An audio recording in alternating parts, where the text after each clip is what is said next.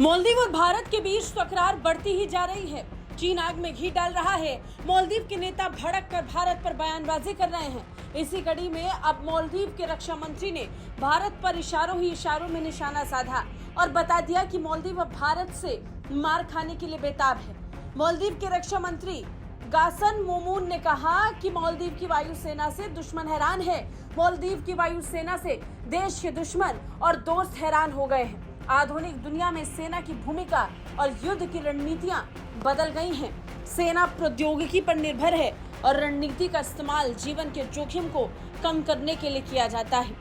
ये मारक क्षमता वाला एक हथियार है जो निगरानी और खोज और बचाव पर ध्यान केंद्रित करते हुए देश की संप्रभुता की रक्षा के लिए रक्षात्मक युद्ध अभ्यास कर सकता है। दुनिया में युद्ध का रुख बदल गया है, जिसके परिणाम स्वरूप दूसरे देश पर आक्रमण करने या कब्जा करने के प्रयास कम हो गए हैं। हमने खुलकर ये कहा कि हमें एक स्वतंत्र और संप्रभु मालदीव में रहने का अधिकार है।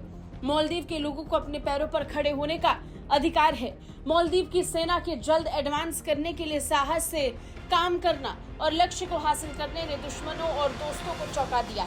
अब मालदीव के रक्षा मंत्री का ये बयान भारत की ओर ही था, क्योंकि इस वक्त मालदीव की मौजूदा सरकार भारत को अपना दुश्मन मान रही है।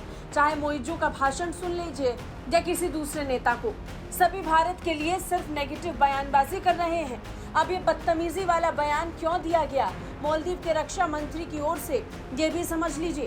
दरअसल तुर्की से ड्रोन मिलने के बाद मालदीव के रक्षा मंत्री का दिमाग 7वें आसमान पर है। यही वजह है कि वो अब भारत को भी गीदड़ भभकी देने लगे हैं। तो वहीं दूसरी तरफ भारत मालदीव के बीच झगड़ा कराकर चीन खुश हो रहा है और चिल्ला कर दुनिया को बता रहा है कि उसके गुलाम मोइजू ने उसके कहने पर मालदीव की बर्बादी की कहानी लिखनी शुरू कर दी है। मालदीव से भारतीय सैनिकों की वापसी पर चीन ने भी प्रतिक्रिया दी। चीन की ओर से प्रतिक्रिया विदेश मंत्रालय के प्रवक्ता वांग वेनबिन ने दी।